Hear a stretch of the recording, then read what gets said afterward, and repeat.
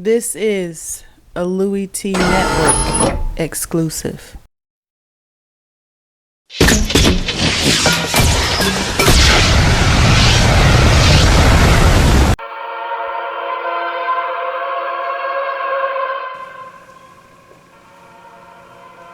Who else could it be but me, your man, Louie Tee? Welcome, you are in the lab room, of course.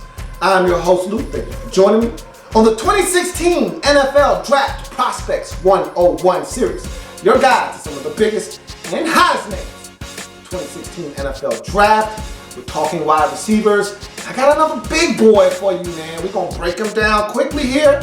Pros and cons. And then move on to the next guy in the process. We're talking about big receiver from the Ohio State University, Michael Thomas. Let's talk about his pros. Big man, 6'3", 210, and he looks every bit of 6'3", 210 pounds. He's a physically imposing receiver that when he gets the football in his hands, turns into a monster truck. Big, strong athlete is the next pro. And he's the type of dude I look at him and I'm like, man, you're really big, you're really strong, and you're really fast. Like, I can't wait to see what he runs at the combine because I think he's gonna light it up. Because he's a really fast dude. When he starts getting them going, when he starts picking them up and putting them down, you watch him accelerate in some of these games. Take the Rutgers game, for instance, from 2015. Catches a simple comeback route, a curl, comes back to the football, catches it, turns around, squares up, and his eyes light up like, oh, I got a couple of steps I need to take to get this big engine moving. He sees the defender, get off of me, excuse me, get out my way, stiff arms him, and it's two defenders that have angles that they try to converge on, and he just splits them, takes off, runs in the end zone. About a good 35 yards. Makes it look easy. The dude is a big, explosive athlete. Physical after the catch. I just told you what he did to a defender in the Rutgers game. He's a big physical guy after the catch, breaks tackles, gets up the field. He's a no-nonsense runner. He tears up the turf when he runs violently. He's a physical guy when he catches the football, which you know what that means. Yak or rap. You call it what you want. Yards after catch, run after catch. He's doing that. Whatever you call it, he's doing that, okay? I don't know what you call it. I don't know what I call it. I just know he does that after he catches the football.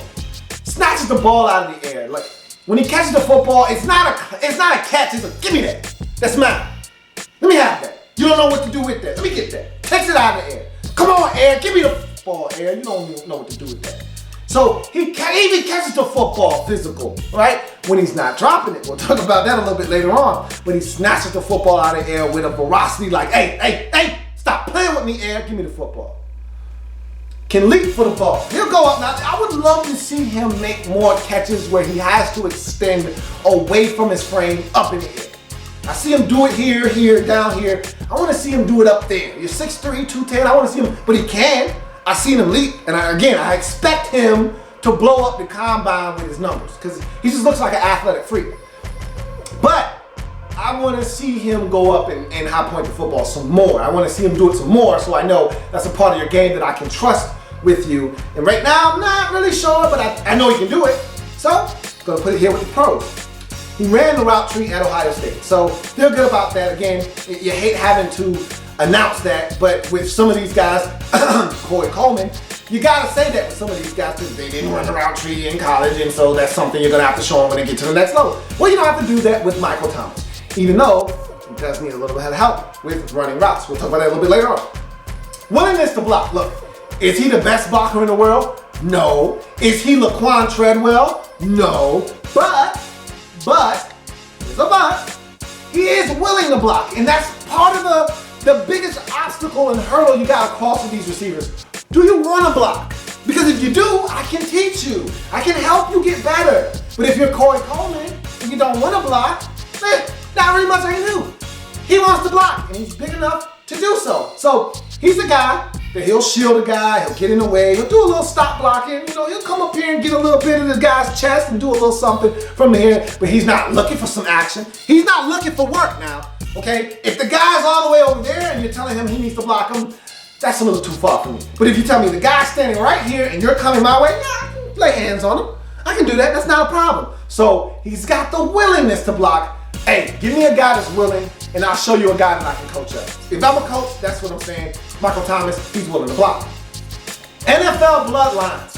His uncle is Keyshawn Johnson. That's got to count for something, right? You know, the NFL guys, they love lineage. They love to be able to say, hey, isn't your dad so-and-so? Isn't your uncle so-and-so? Hey, isn't your cousin so-and-so? Yeah, that always helps. So NFL bloodlines got to count for something if you're Michael Thomas.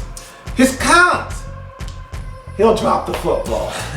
And I've said that about a number of these guys, and yeah, I can be nitpicky sometimes. There's nothing worse, and I'm not saying that these guys did this, but there's nothing worse than a 3rd and 7. The guy runs a clean route, he's open, quarterback delivers a catchable football, 9 yards, gonna be a first down, gonna move the sticks, and then the most important thing, he drops the football. As a fan, nothing kills you more than seeing a drive die because a guy just couldn't catch the football. All other 10 guys did their job perfectly, and the receiver dropped the football. It hurts. Don't want to see it. Last 2 seasons, 157 targets, 5 drops. Not a lot of drops, right? Not a lot of drops. But I think I saw more drops that they didn't chart. That they said, that was a rough throw. You know, they might have a little bit of leniency on them. And they're changing quarterbacks every 2 series between JT Barrett and Cardell Jones. We're not going to count that one. That's not a drop. You're damn lie that was a drop. He could have caught that football. So, hey, they say 5. I'm like, it's probably more like 12. But who's counting, right? Anyway, just catch the football, Mr. Thomas. Lots of wasted motion. This is probably my biggest pet peeve with him. Is he's going to have to learn how to run routes better. And he actually sat out a year at Ohio State. Grades weren't great. Didn't really grasp the playbook all that well. And oh yeah, he was having a hard time running routes. And you see it. Like, when he goes up to run a route, he's like triple sticking guys. Like, what are you doing? You don't have to do all of that. He's going up and then he's running. I'm like, dude, what are you doing? Like, your quarterback just got sacked because he's waiting for you to come out of your break. And you still over here trying to shake a dude. Make up your mind and run the route, man. What are you doing? You gonna get your quarterback assaulted back there. He can't wait for you to triple stick. So what a stick is when you stick your foot in the ground. So if you go like here, that's a stick, all right? Normally when you set a guy up here and he goes outside, it means you're going inside. Well, he's triple sticking. So he's sticking his foot here, sticking his foot here, sticking his foot here, and then he's going inside. Why you gotta do all of that? The first stick was good enough. Okay, if you're gonna break a dude off with a double stick, fine. What are you triple sticking for? I'm seeing this dude, I'm like, damn, you still running around, Chief? You're about to get your quarterback assaulted, man. Get out of your damn route. He wastes a lot of motion.